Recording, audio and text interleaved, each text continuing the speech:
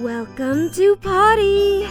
May 06, 2026. Here's a question that should genuinely unsettle you. What if the most hyped technology of the last decade is simultaneously more powerful and more limited than almost anyone is telling you? We are talking about quantum computing. And the tension I want to sit with today is this. We have machines that can, in theory, break every encrypted communication on the internet. And yet, right now, they mostly can't. Not because we haven't built them yet, but because we don't have enough algorithms to run on them, even if we did. That gap between what quantum hardware can theoretically do and what we actually know how to ask it to compute is what I'm calling the quantum gap. And understanding it changes everything about how you should think about this field. Let me start with what a quantum computer actually is, because I think most people, including a lot of people in tech, have a mental model that is subtly but importantly wrong. A classical computer, the one running your phone or your laptop, stores information as bits. Each bit is either a 0 or a 1. Full stop! A quantum computer uses qubits, and the qubit, thanks to a quantum mechanical phenomenon called superposition, can be 0, 1, or. And this is the part that breaks people's brains. A combination of both at the same time. Until you...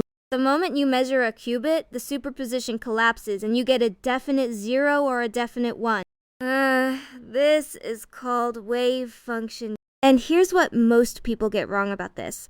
Superposition is not the same as saying the qubit is secretly one thing, and we just don't know which. It is genuinely both, in a mathematically precise sense, until the measurement forces a choice.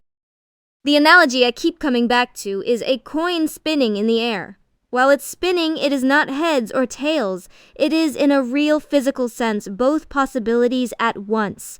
The moment it lands and you look at it, it becomes one thing. That's superposition and measurement in a nutshell. But here's where the analogy breaks down, and this is important. You can't just look at a qubit mid-computation and read out the answer, because looking at it destroys the quantum state you were using to compute. That's not a bug you can engineer around. It is a fundamental constraint of quantum mechanics. So the art of quantum algorithm design is essentially about how do you extract useful information from a system that collapses the moment you try to observe it. It's a genuinely strange engineering problem, and it is the foundation of everything else we're going to talk about today. Now let's layer in entanglement, because this is the other phenomenon that makes quantum computing powerful, and it's also the source of the most persistent misconception in all of popular science. When two qubits become entangled, their states become correlated in a way that has no classical equivalent. Measure one, and you instantly know something about the other, regardless of how far apart they are. Einstein famously called this spooky action at a distance, and he hated it. And people hear this and immediately think, faster than light communication. If measuring one particle instantly affects another particle across the galaxy, can't I use that to send a message instantaneously? The answer is no. Emphatically, unambiguously, no. And there's a formal theorem about this called the no communication theorem. Here's why. Yes, measuring your particle instantly correlates with the distant particle, but the result you get is random. You can't control what value you measure. And without a classical communication channel to compare notes, the person on the other end cannot extract any usable information from their correlated particle. Entanglement enables quantum parallelism. It does not create a cosmic telephone. So why does any of this matter practically? Let's talk about the two algorithms that are, without exaggeration, the reason governments and intelligence agencies are paying attention to quantum computing right now. The first is Shor's algorithm, published in 1994 by Peter Shor. It demonstrated that a quantum computer could factor large integers exponentially faster than any known classical algorithm. And that might sound like a math nerd party trick until you realize that the entire security of RSA, public key cryptography, the encryption protecting your bank account, your email, your government's classified communications, depends on the assumption that factoring large numbers is computationally hard. Shor's algorithm running on a sufficiently powerful quantum computer would make that assumption false. The second is Grover's algorithm, which provides a quadratic speedup for searching through unstructured databases. Less dramatic than Shor's, but more broadly applicable. If you have a problem that classically requires searching through a million possibilities, Grover's can do it in roughly 1,000 steps instead. That's not exponential, but it's real. Now here's the critical context that the hype cycle almost always skips. Shor's algorithm requires a fault-tolerant quantum computer, not the noisy, error-prone machines we have today. Current estimates suggest that breaking a meaningful RSA key size, say 2,048 bits, would require thousands of logical qubits. And because today's physical qubits have high error rates, you need error correction, which means you need potentially millions of physical qubits to produce those thousands of logical ones. The best quantum computers today are in what researchers call the NISQ era, noisy intermediate scale quantum, 50 to maybe 1,000 qubits, but with error rates that severely limit how long and complex a computation can be before noise corrupts the result. We are likely a decade or more away from fault-tolerant machines at the scale Shor's algorithm needs. Grover's algorithm is more NISQ-friendly, but its quadratic speedup is modest enough that improvements in classical hardware can partially offset it. So both of the canonical quantum algorithms have significant asterisks attached to them when you look at real-world hardware constraints. Let me zoom out and talk about what I think is the most underreported problem in quantum computing right now. And it's not the hardware. It's what researchers are calling the algorithmic deficit. The basic situation is this. The hardware roadmap is moving. Companies are building more qubits, reducing error rates, scaling up. But the pipeline of genuinely useful quantum algorithms, problems where a quantum computer demonstrably outperforms the best classical approach in a way that matters commercially, is much thinner than the hardware roadmap assumes. There's a Nature review on quantum optimization that frames this really well. It looks at exact, approximate, and heuristic quantum methods, and concludes that demonstrating reliable quantum advantage over classical heuristics on real-world optimization instances is still an open problem, not a solved problem, an open one. So we have machines getting bigger and better, and a relatively small collection of algorithms that we actually know how to run on them to useful effect. That mismatch is the quantum gap I opened with. There's a specific research result I want to walk through because it's a perfect illustration of how this algorithmic deficit plays out in practice. A 2024 paper by Louis Eidenbenz, Nadiga, and Subashi, published in the journal Quantum, looked at what's called quantum Kármán linearization, a technique that seemed promising for simulating nonlinear dynamical systems, things like turbulence, fluid dynamics, chaotic systems. These are genuinely hard computational problems where classical computers struggle, and the hope was that quantum methods could provide a meaningful speed-up. What the paper did was tighten the worst-case complexity bounds for this algorithm, and the conclusion was sobering. The class of problems where quantum Kármán linearization actually outperforms classical methods is narrower than the field had hoped. The conditions you need, specific properties of the nonlinear system, are restrictive enough that a lot of the problems people were excited about applying this to may not actually benefit from the quantum approach. This is not a failure of quantum computing in some broad sense. It is the field doing exactly what science is supposed to do, testing claims rigorously and updating when the evidence demands it. But it does chip away at one more entry on the list of potential quantum advantages. Another structural bottleneck that doesn't get nearly enough attention is the data loading problem, sometimes called the quantum RAM problem, or QRAM. Here's the situation. A lot of proposed quantum algorithms, especially in machine learning, assume that you can load large classical datasets into a quantum computer efficiently. But it turns out that getting classical data into a quantum system in a way that preserves the quantum advantage of the subsequent computation is itself a hard, largely unsolved problem. There's a headline I came across framing this as the uncertainty principle of quantum computing progress, and I think that's actually a clever framing. The more data you need to load, the more the loading step itself becomes the bottleneck.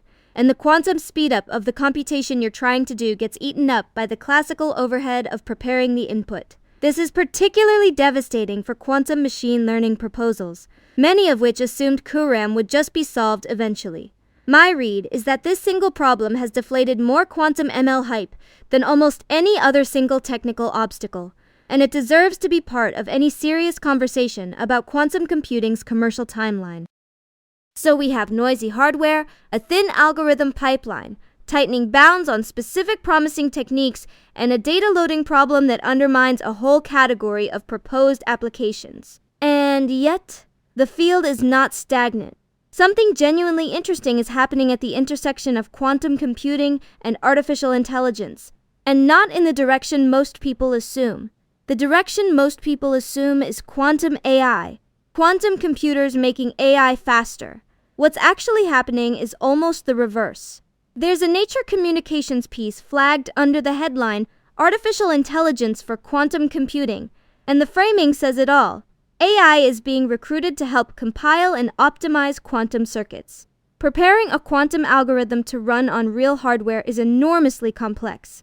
You have to map abstract qubits onto physical hardware, optimize circuit depth to minimize the time the system is exposed to noise-inducing decoherence, and handle error mitigation. Classical machine learning turns out to be very good at some of these tasks. So the near-term picture looks less like quantum replaces classical, and more like classical AI becomes the scaffolding that makes quantum hardware usable at all. I want to come back to the decoherence problem because it connects the hardware constraints to the algorithmic ones in a way that I think is really important for understanding why this field is so difficult. Decoherence is the tendency of qubits to lose their quantum state through interaction with the environment. Any stray electromagnetic field, any thermal vibration, any unintended coupling with the outside world can cause a qubit to lose its superposition and collapse prematurely. This is why quantum computers have to be cooled to temperatures close to absolute zero, colder than outer space, to minimize these interactions. And this is also why circuit depth matters so much. The longer your computation runs, the more time your qubits have to decohere. NISQ devices have limited coherence times, which means the algorithms you can run are constrained to relatively shallow circuits. Shor's algorithm, with its deep circuit requirements, falls outside that window. Most of the interesting optimization algorithms do, too. The engineering challenge of fault-tolerant quantum computing is essentially about building error correction that can outpace decoherence, and that requires a level of overhead that pushes practical fault-tolerant machines well into the future. Let's talk about the implications, because the stakes here are genuinely asymmetric depending on which application you're looking at. In cryptography, the threat from Shor's algorithm is serious enough that NIST, the National Institute of Standards and Technology, finalized its first post-quantum cryptographic standards in 2024. That is a significant policy milestone. It means the migration window is open right now, even though the actual threat from a fault-tolerant quantum computer is still likely years away. And here's the part that should genuinely concern you. The attack strategy called Harvest Now, Decrypt Later. Adversaries, nation-states in particular, may already be archiving encrypted traffic today, with the intention of decrypting it once a sufficiently powerful quantum computer exists. So data that is encrypted today with classical methods, and that needs to remain secret for 10 or 20 years, is already at theoretical risk. That's not science fiction. That's a real operational concern that intelligence agencies are taking seriously. And it's why the post-quantum cryptography migration is urgent, even though the quantum computer capable of exploiting it doesn't exist yet. Beyond cryptography, the picture gets more nuanced. The venture capital narrative around quantum computing has leaned heavily on optimization, drug discovery, materials science, and machine learning as near-term commercial applications.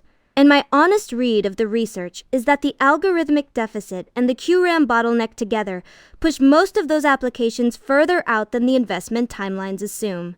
The optimization advantage is not yet reliably demonstrated.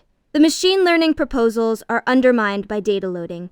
The drug discovery and material science applications are real, but require fault-tolerant hardware for the most interesting cases.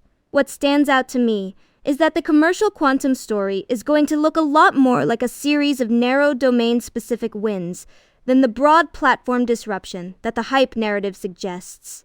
And that matters for how you evaluate companies in this space, how you think about workforce development, and how you calibrate policy decisions around quantum investment. There's one application area that I think deserves to be called out as genuinely robust, and it's actually the one that Richard Feynman had in mind when he first proposed the idea of quantum computing back in the early 1980s. Quantum simulation of physical and chemical systems. The idea is elegant. If you want to simulate quantum mechanical behavior, how electrons interact in a molecule, how materials behave at the quantum level, you can use a quantum system to simulate another quantum system. And crucially, this sidesteps the data loading problem entirely. You're not trying to load classical data into a quantum computer. The thing you're simulating is itself quantum. The input-output structure of the problem is naturally suited to the quantum hardware. This is why drug discovery and materials science keep appearing on the list of quantum applications, despite everything I just said about the algorithmic deficit. But the caveat is that the really valuable simulations still require fault-tolerant hardware. NISQ devices can do small proof-of-concept simulations. The commercially meaningful ones, modeling a complex protein folding interaction, designing a room temperature superconductor, those are fault-tolerant problems. If you're watching this in 2025, I think you are sitting at a genuinely pivotal moment in this field. Not because quantum computers are about to become commercially dominant, but because the field is undergoing a necessary and healthy correction in expectations. The era of pure quantum hype, where every problem was a candidate for quantum speedup and timelines were measured in years rather than decades. That era is ending. What's replacing it is something more rigorous and honestly more interesting. Researchers are sharpening the bounds on what quantum advantage actually means. They're identifying where the algorithmic deficit is most acute. They're being honest about the QRAM problem, and they're finding unexpected allies in classical AI for circuit compilation and optimization. That is a field maturing, and maturation is what precedes real, durable progress. Now, let me give you my actual predictions, and I want to be clear that these are pattern matching from the research, not first principles analysis. I could be wrong about the timing or the sequence, but here's what the convergence of evidence suggests to me. First, the first commercially significant quantum advantage.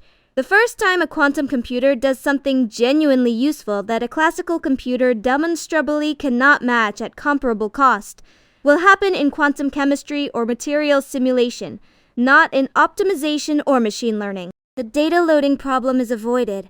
The problem structure is naturally quantum, and multiple research threads are pointing in this direction. My read is this happens on fault-tolerant hardware, which means we're probably talking about the mid-2030s at the earliest for something commercially meaningful, rather than a research demonstration. But when it happens, it could be genuinely transformative. New drug targets, new materials for batteries or semiconductors, things that have real economic weight.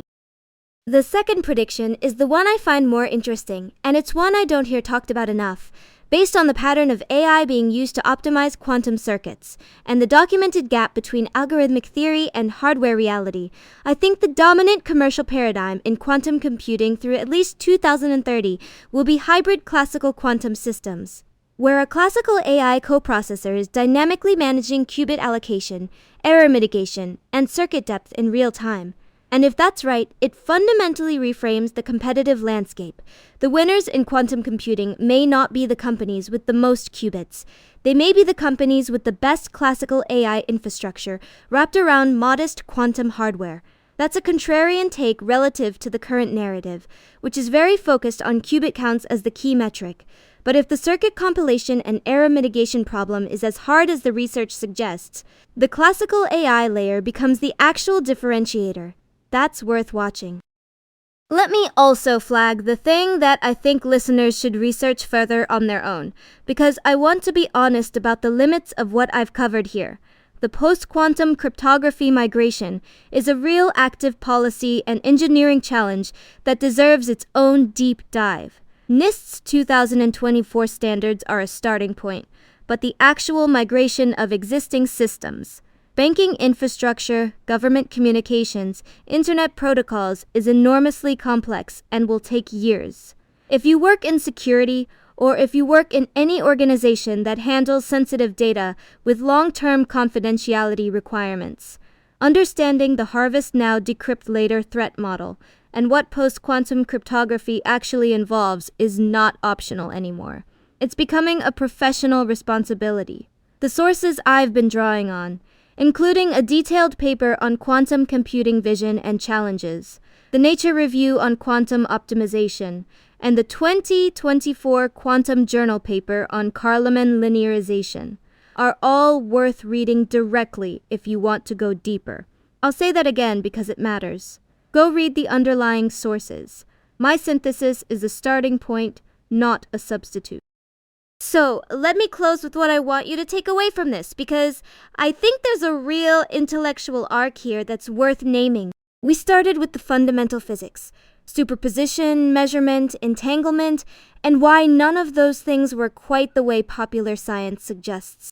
We moved through the canonical algorithms, Shor and Grover, and the hardware gap that separates their theoretical power from their practical deployment. We got into the algorithmic deficit, the Coulomb bottleneck, the tightening of bounds on Kármán linearization, and the surprising role of classical AI as quantum computing's nearest term enabler, rather than its competitor. And we ended up at a picture of a field that is genuinely powerful, genuinely consequential, and genuinely more limited in its near-term commercial scope than the investment narrative suggests. The quantum computer is not going to replace classical computing. It is going to do a small number of things extraordinarily well that classical computers cannot do.